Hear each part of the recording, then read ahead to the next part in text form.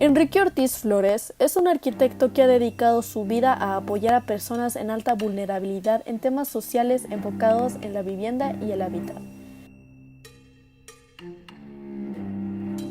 Hijo de Jovita Flores y Enrique Ortiz Liebig, quien fue un ingeniero de minas que en la época de la Revolución fue secuestrado junto a su padre en la mina que operaban en el estado de Guerrero. Un hombre muy disciplinado que llegó a desempeñar cargos importantes en el gobierno mexicano, pero que fallece cuando Enrique tenía apenas 11 años.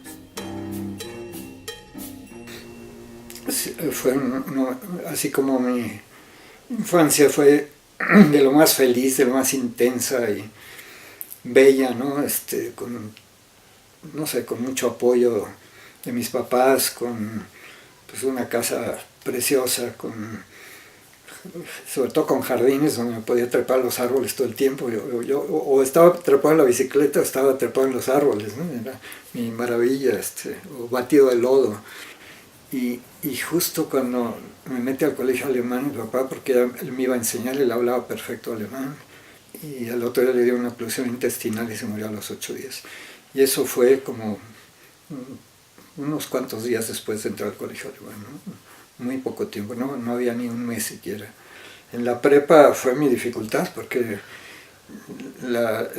si hubiera habido mi papá, a lo mejor hubiera entrado a ser ingeniero de minas. Lo más probable es que hubiera hecho eso, ¿no? Porque además me gustaba. Pero ahí empecé a ver que dije, no me acabo de ver como ingeniero, era yo bueno para la química, y dije, pues, entonces no sabía ni qué estudiar, ¿no? Lo único que eliminé, curiosamente, fue a lo que me dediqué después, que son la cosa social, ¿no? Eliminé las ciencias sociales, y me metí a las ingenierías y arquitectura. Entonces tomé más materias hasta que me puse a pensar, bueno, ¿qué es lo que realmente me gusta, ¿no? Entonces, por eliminación absoluta, decidí por la arquitectura, porque era la única que me daba una visión más amplia del mundo, ¿no? No sé, la parte social se me fue abriendo por varios cauces, ¿no? Algo que me había metido mi mamá, un grupo que iba al tribunal de menores. Pues estuvimos trabajando mucho con los niños y muchos de los niños te decían, no le puedo avisar a mi mamá porque no sabe que estoy aquí encerrado, ¿no? Los detenían porque se habían robado algo, alguna cosa, o a veces los policías, si ya se habían robado algo, les decían, te robaste dinero, así es que tráeme 200 pesos y te dejo ir, ¿no?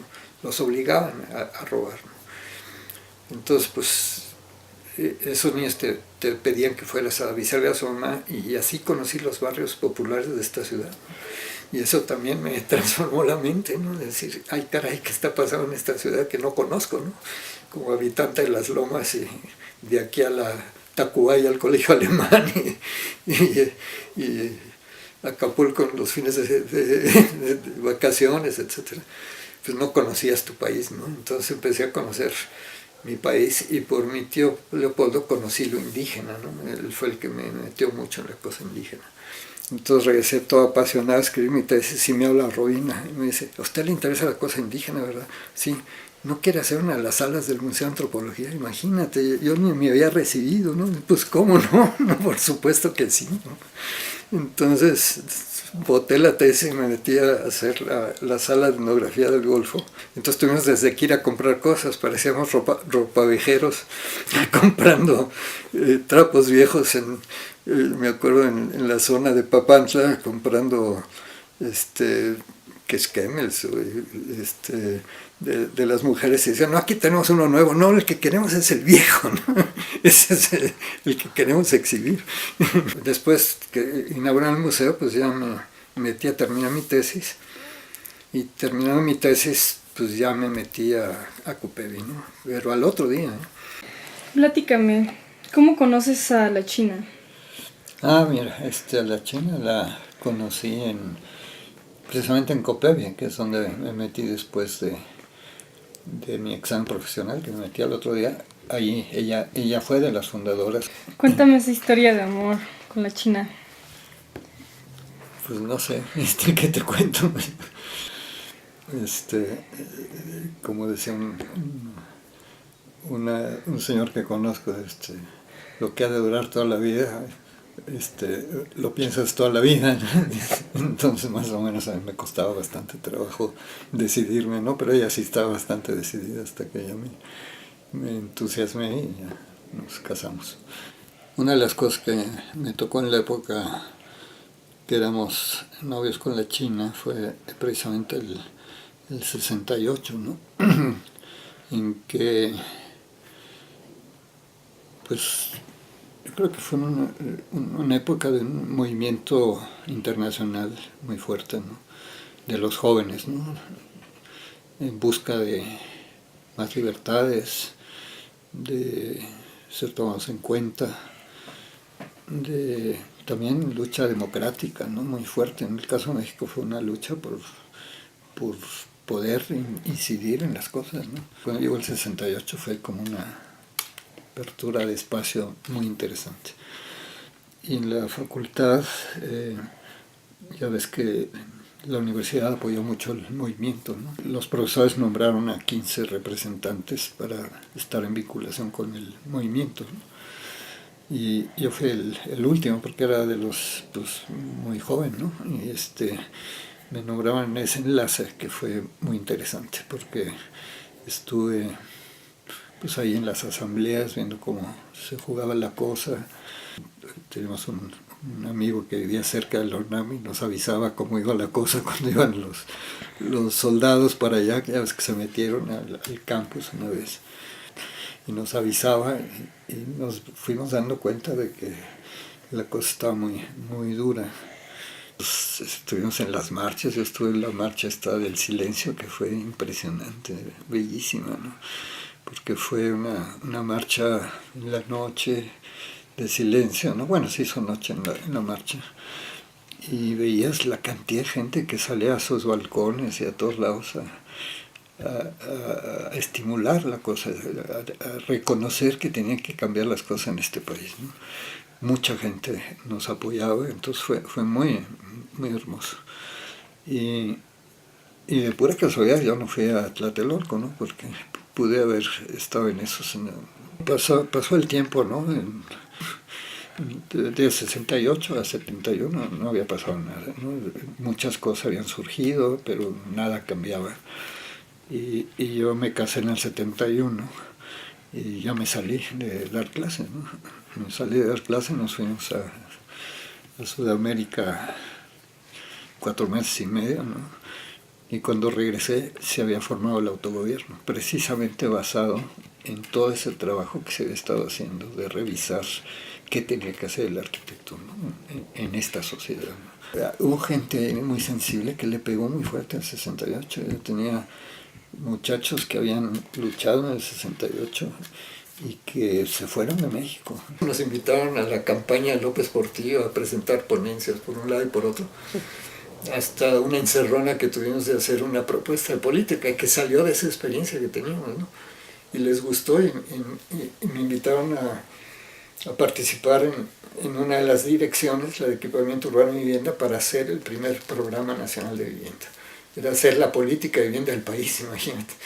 Y después me invitaron a participar en FONAPO como gerente de operación, después como gerente de delegaciones para formar delegaciones en todo el país, y después como director general, en una lógica distinta. Es otra manera de hacer las cosas, pero siempre respetando por qué estabas ahí, ¿no? Estabas por la gente, por transformar las cosas. Y luego en el campo de los derechos, pues empezamos con el derecho a la vivienda, que está reconocido por Naciones Unidas ya desde hace mucho, pero después nos metimos en el derecho al agua y en el derecho a la ciudad, que sí fue algo que estuvimos trabajando principalmente con el Foro Nacional de Reforma Urbana de Brasil, pero en fin, se han logrado cosas muy interesantes, tanto a nivel mundial como a nivel nacional. O sea, siempre probamos en México lo que de alguna manera estamos promoviendo a nivel internacional también, ¿no? Platícame un poco sobre el premio que recibiste en 2015. Bueno, es un premio que da la Sociedad de Ingenieros y Arquitectos de México, que es el organismo gremial más antiguo, es de la época de Juárez, porque después la cerraron. y después volvió a abrirse con López Mateos, me parece, y les pidió que fueran ellos los que dieran el premio nacional de ingeniería y de arquitectura, de los dos temas, ¿no? Entonces cada año se da un premio a un ingeniero y a un arquitecto. Entonces en 2015 me propusieron compañeros de la Academia de Arquitectura, de la Federación de Arquitectos de México, y salí elegido como arquitecto. Como ingeniero fue el primer astronauta. Entonces fueron dos premios simultáneos. Fue una ceremonia bellísima porque fue en el patio de minería, que era donde mi papá había estudiado, pero además había dado clases. Toda su vida dio clases hasta que se murió ahí, de ingeniería minera, y algo les dije de eso. Ese premio me lo entregó Narro, el rector de la universidad. Entonces yo en parte les dije, bueno, me están dando ustedes un premio de arquitectura a alguien que no hace lo que se espera de un arquitecto, ¿no? Porque yo me dedico más a cosas sociales relacionadas con el hábitat, ¿no? Pero fue muy interesante porque pues también el astronauta no sigue siendo astronauta, ¿no? Aunque también da clase en la universidad y es un tipo muy reconocido también. Entonces fue muy divertido, ¿no? Y a mí pues me acompañaron, aparte de la familia y de compañeros de arquitectos, principalmente compañeros del movimiento urbano popular, ¿no? Que trabajamos mucho con ellos y armaron un escándalo y gritos, ¿no? Entonces el astronauta me decía, trajiste porras, ¿no? Y yo, pues yo no traje porras, lo que pasa es que tú estás encapsulado y yo ando ahí en el lodo, ¿no? Es que mi nieto Vladi se trepó espontáneamente a darme un abrazo, ¿no? Entonces eso fue así, se cayó el lugar así de emoción, ¿no? Todavía amigos me dicen que fue de las cosas más emotivas y más lindas, ¿no? Y para mí, imagínate. Siempre tuve cierta rebeldía, pero cierta rebeldía disciplinada, ¿no? Y persistencia, ¿no? Yo creo que soy un persistente. La parte tal vez positiva es la persistencia y la negativa es ser terco, ¿no? Entonces más que terco soy persistente, pero y eso me ha llevado a que haya un reconocimiento de la gente, ¿no? A estas alturas de la vida. Y entonces hay, aparte del premio antes tuve la Universidad de Colima me dio una medalla a Lázaro Cárdenas, la Universidad de Tamaulipas me dio un honoris causa, y esa parte es la que a mí más me mueve. Y un poco platicando todas estas historias con compañeras de la Fundación Rosa Luxemburgo, que nos ha apoyado en parte el trabajo que hacemos desde hace mucho tiempo. Nos han apoyado Miserior, que es una fundación de los obispos alemanes. Y yo creo que es algo muy interesante, porque yo lo valoro mucho, porque los alemanes quedaron muy dolidos de la guerra, ¿no? Y han tenido una reacción de ayudar al mundo, ¿no? Entonces, la ayuda de los alemanes para nosotros ha sido fundamental, ¿no? Fundamental. Hemos tenido mucho apoyo de Alemania en estas cosas, ¿no? Y esta Fundación Rosa Luxemburgo, pues, y un día me propusieron hacer un libro para que yo escribiera eso, y yo lo quería hacer, ¿no? Entonces le dije, pues sí, cómo no, estoy encantadísimo. Y me pusieron todo un equipo de primera para poderlo hacer, ¿no? Yo lo disfruté mucho y ellos también lo disfrutaron mucho, entonces hicieron un libro, pues, que considero precioso, y cuando me encuentro gente que lo ha leído, gente joven, sobre todo mujeres que les gusta mucho la manera como está armado, ¿no? ¿Cómo podemos hacer un mundo así, ¿no? Un mundo solidario, ¿no? Un mundo de competencia y de quitarle al otro y de ver cómo ganas, que es en el que estamos metidos, ¿no? Pero hay ese otro mundo que está gestando, que es totalmente distinto, ¿no? Esa conciencia, esa voluntad de juntar recursos y de juntar voluntades y de hacerlo con cariño, con entusiasmo, ¿no? Eso es fantástico. Y eso es lo que mantiene muy vital a nuestra coalición, a pesar de que sabemos que estamos nadando a contracorriente totalmente y que se te dificulta todo, ¿no? En esta reconstrucción no sabes todas las dificultades que han surgido con los protagonismos, el manejo de los recursos, la prepotencia de los que te dan los recursos en algunos casos, etc.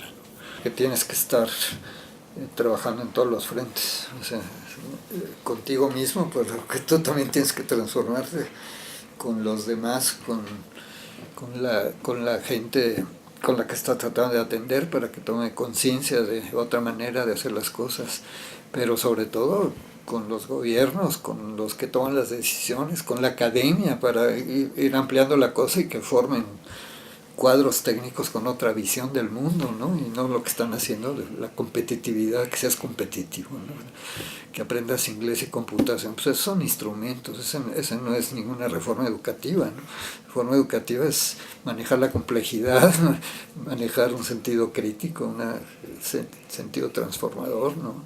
Es otra cosa totalmente. Entonces, yo trabajo mucho en las universidades ahora y veo el entusiasmo cuando platicas este tipo de cosas con los jóvenes, híjole, las ganas de decir, vamos a hacer otra cosa, ¿no?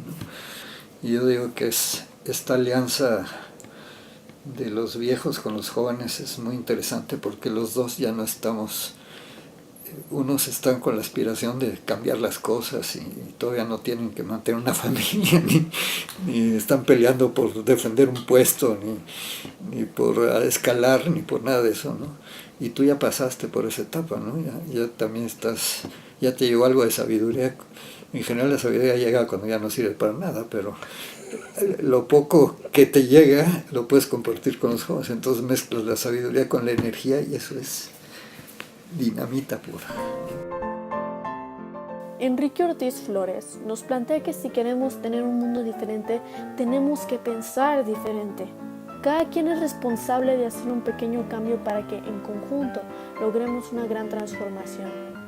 Tomar acción es imprescindible.